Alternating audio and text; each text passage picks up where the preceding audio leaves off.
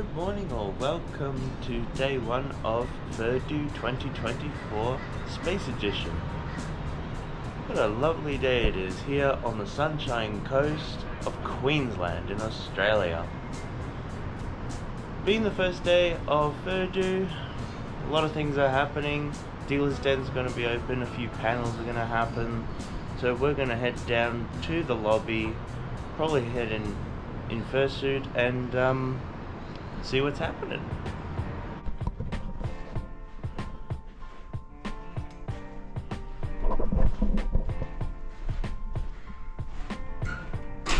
Now that we're in full suit, we're heading down to the lobby, see who we find.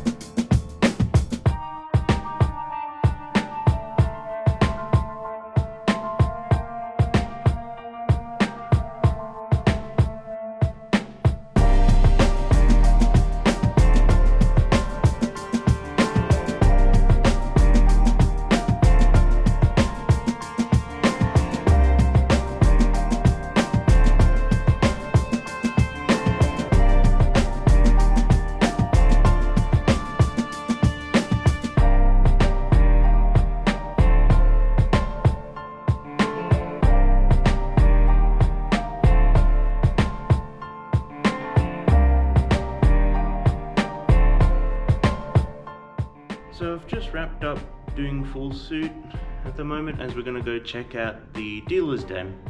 Unfortunately I won't be able to film in the dealer's den as it's 18 plus and there could be bad things that may get me suspended of a video that cannot be uploaded because of 18 plus stuff. So if you do want to check out what's in the dealer's den, you can check out Furdu's Twitter and see all of the people that were there in the dealer's den this year and see what arts they've got. And if you're interested, you can go commission those people that are in the dealer's den. So I'm gonna go check out the dealer's den and we'll be back with you shortly.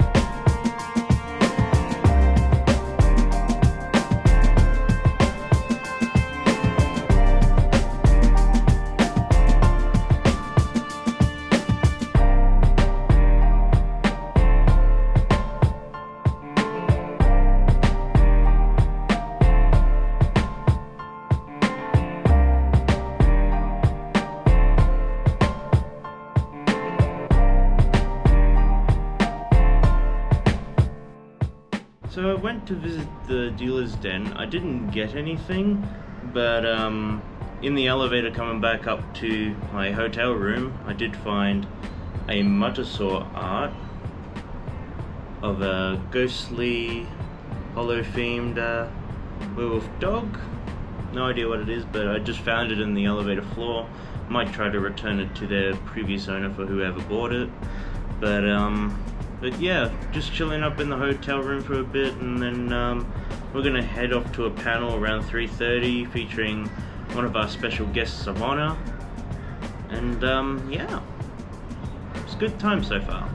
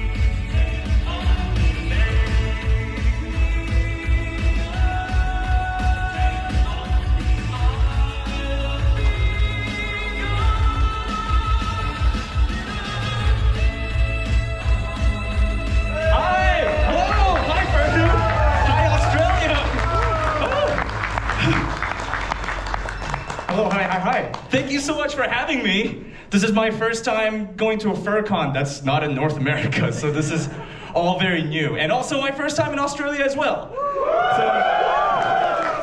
So far it's been amazing. Oh my gosh, I got to skateboard around the beach and got to have some good food and got to meet a lot of good new people. So it's been great. Okay, so let's start with this panel. Also, it's warm here. It's very warm. Yeah. Oh my goodness. Okay. So first of all, a few things I learned about Australia. Coriolis effect for toilets? Yes. So I tried it, and yeah, it didn't work. And so back when I was in 5th grade, I actually had an Australian teacher from Brisbane, and she would do spelling tests with us. And in Canada, yes, all of this is all right, but these little rubber things, we all spell it like this up in Canada, but she marked it all wrong because in Australia, apparently you spell it with a Y. Why? So I remember we all like revolted. We're like, no, that's not right. Okay, and also she made us sing Waltzing Matilda. So we actually know Waltzing Matilda by heart. And Vegemite. So I did learn that you just need to put just a little bit on. This bad. This not good. So, but I know some of you, if I'm holding like a bread, I'll be keeping my eyes on you if you try to be like, hey, no, put like cake it on, like cream cheese or something. So, don't you dare. Okay, so speaking of bread, what is this? Fairy bread. And you guys call this hundreds and thousands? Yeah, we call it sprinkles. So that's something new that I learned. I also learned that kangaroos cannot go backwards. They can only go forward. And Australian Alps. I also learned about this. You can actually ski in Australia, which I need to come back down and check that out. Okay, so we're gonna rewind a bit. Okay, so. Oh yeah, that was a little too far. So this is when I was 5. I used to draw. That's when I first started. When I was 5 years old, I drew, and one of the first things I remember drawing is actually a cow. This is a little cow. And let's see, I was in elementary school. I was really bad at math. I'd rather draw, and I would draw in class all the time, and I got into trouble so much because of it. And yeah, that's how it goes. And then around when I was like 12, I discovered one of my favorite hobbies, which is snowboarding. Yeah. Yeah. So that's something I started to do. And from snowboarding, I went to go do surfing and skateboarding, longboarding. And then there's the awkward years. Yep. I had braces and all this stuff, yeah. And then, but around then is also when I got into filmmaking. And filmmaking, I started to tell stories. That's like one of my favorite things to do through pictures, comic books, movies, animation. Okay, so I actually do have technical difficulties at the moment. The audio should be playing, but it's not. So just gonna give heads up here real quick. You're accidentally new today. You're good. Years went by. A little more.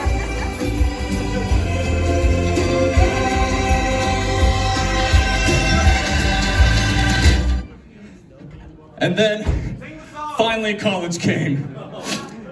And that was a time where you don't sleep. When you do sleep, you sleep under the desk at an art school. and then you continue to work. And that's when I really started to get into animation. So from there, it's just been a lot of just animate. Okay, so throughout my life, also animals, I thought they were just really cool. I had like a affinity for animals. So yeah, if you were to, there are times where I'm like, you know, those animal people, if they were real, it'd be kind of neat. Here's the trashy side of me. If I were to pick a t-shirt, I'd probably, go with the one that has animals on it. If I were to get a shampoo, which one do you think I'm gonna pick? Yeah, I'm probably gonna go with this one. If you were to take the normal shampoo and put it there, I'd still probably take that. But if you were to take the wolf one and put in the normal one, I probably wouldn't take that.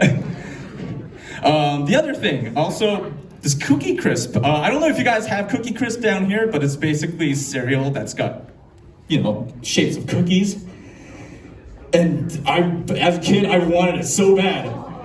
Oh, but my parents are like, cookie for breakfast? No!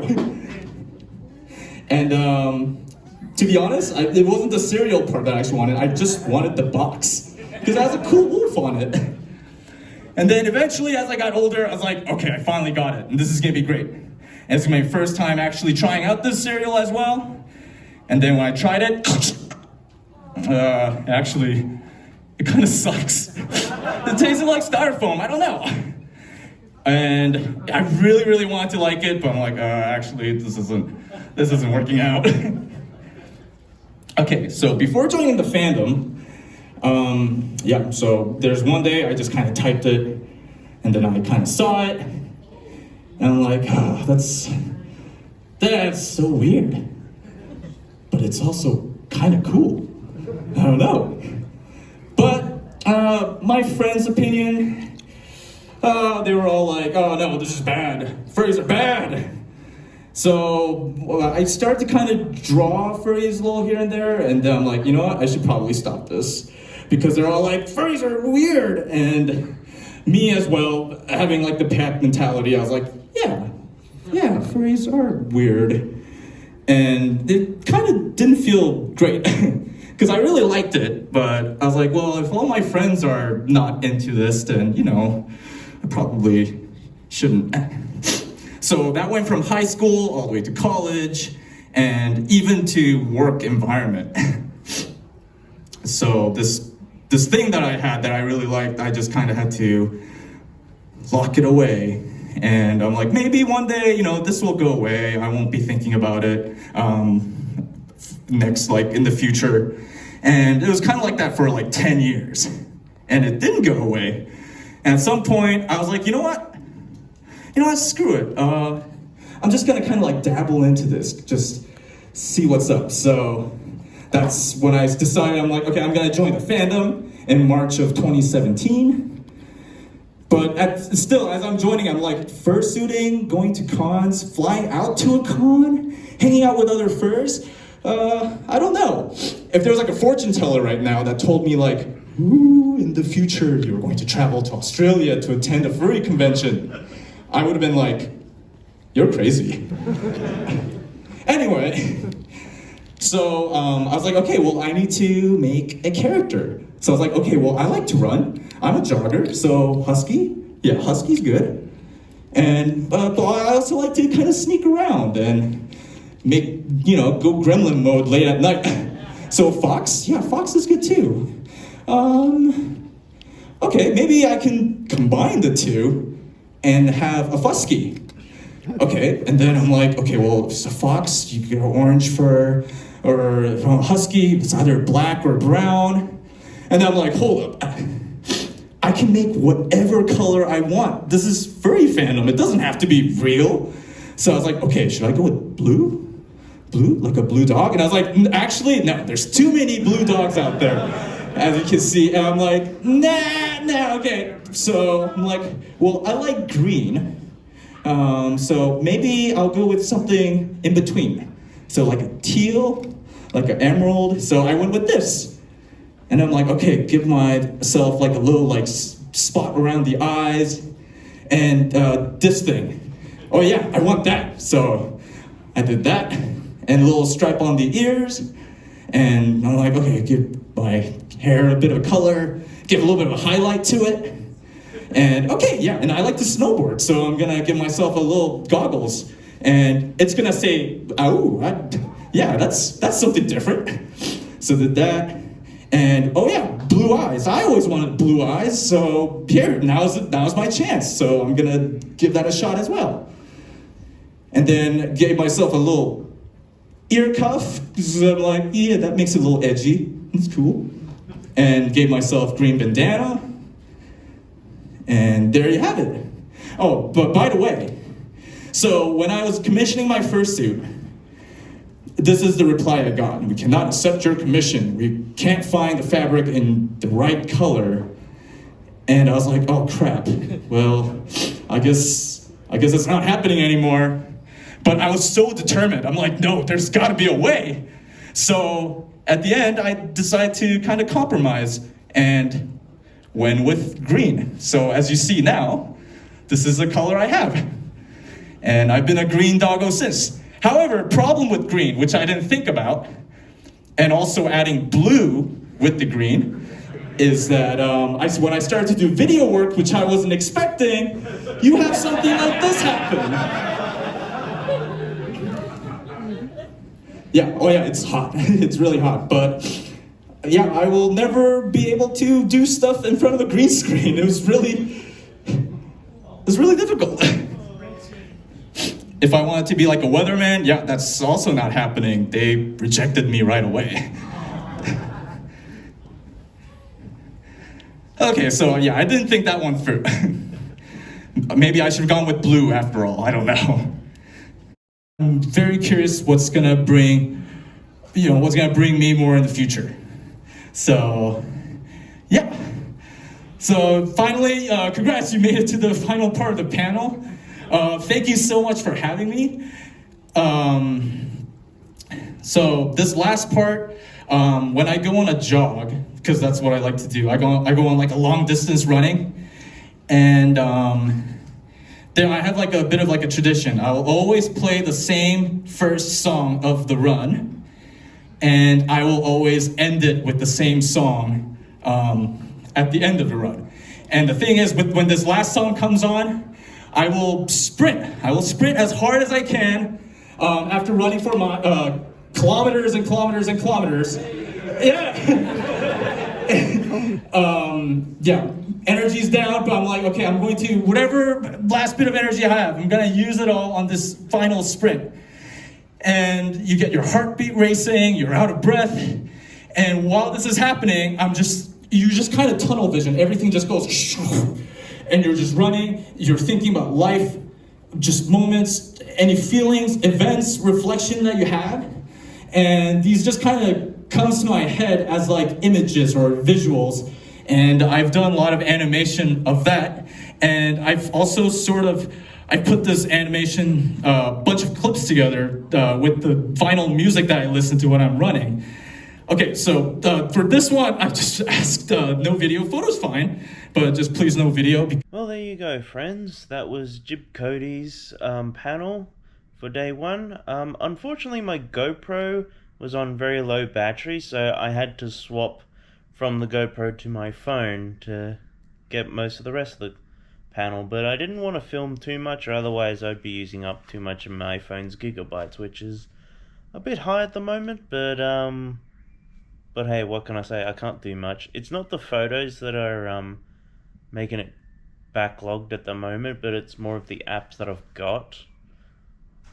But it doesn't matter. But anyways, there's not really much to do besides the dance-offs tonight as well. But anyways, that's a wrap-up for day one.